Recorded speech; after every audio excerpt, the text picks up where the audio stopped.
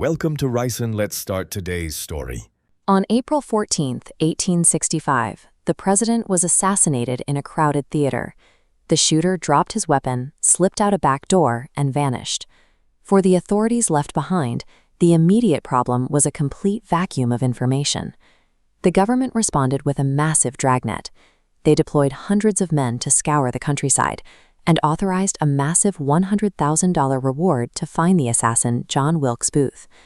Even with an army of searchers and a record-breaking bounty, this pursuit had severe limits.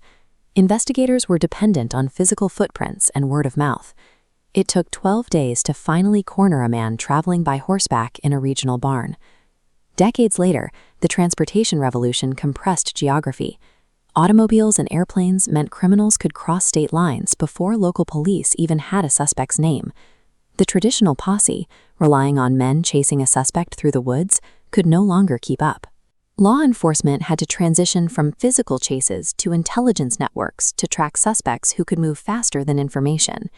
In 1950, FBI Director J. Edgar Hoover realized that tracking modern fugitives required eyes his agents didn't have. He decided to turn the American public into a mass civilian surveillance force.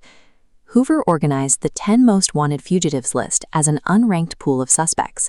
Each entry required his personal approval before being broadcast to post offices and newspapers across the country. Out of 541 individuals placed on the list over the decades, 502 were eventually captured or located, a 93% success rate. Of those captures, 164 were triggered by public tips. Over 30% of the time, civilians found the fugitive when the Bureau couldn't. This strategy inverted the dynamics of the escape. Fugitives were forced to hide from an entire society rather than a specific set of police cruisers. In April 1968, James Earl Ray assassinated Martin Luther King Jr. and exploited lax passport rules to jump continents.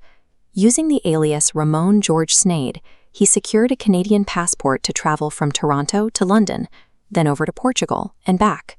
The Royal Canadian Mounted Police responded by manually reviewing hundreds of thousands of passport photographs. They sifted through the files until they found a face matching the assassin.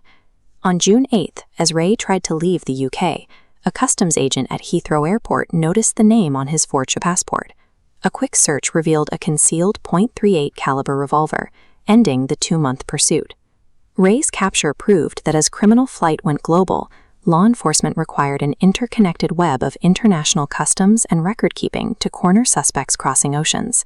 Hunting a lone fugitive is difficult. Hunting an internationally protected target in geographic isolation requires a different scale of intelligence. In the search for Osama bin Laden, investigators focused on a single compromised cell phone call made by a trusted courier in Peshawar. They tracked the signal to a highly secured compound in Abbottabad. Analysts looked for patterns that suggested a high-value target was inside.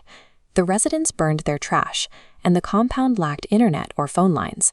And satellite imagery revealed a man who never left the courtyard, referred to by analysts as the Pacer.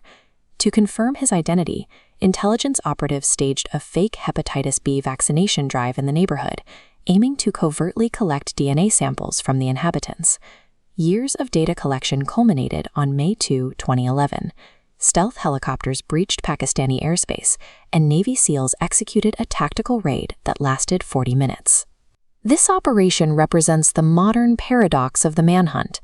Deploying physical military power is now the final step of a process that begins with tracking signals, analyzing behavioral patterns, and extracting DNA.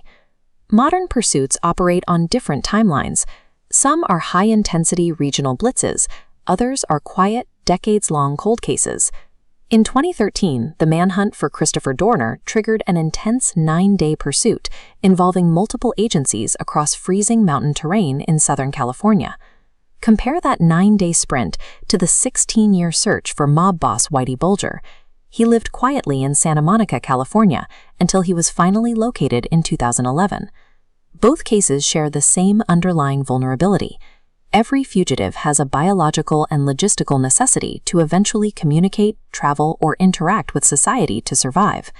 No matter the era, the expanding dragnet always relies on the reality that a fugitive has to be perfect every day. Law enforcement only has to be right once. waiting for the single mistake that snaps the trap shut.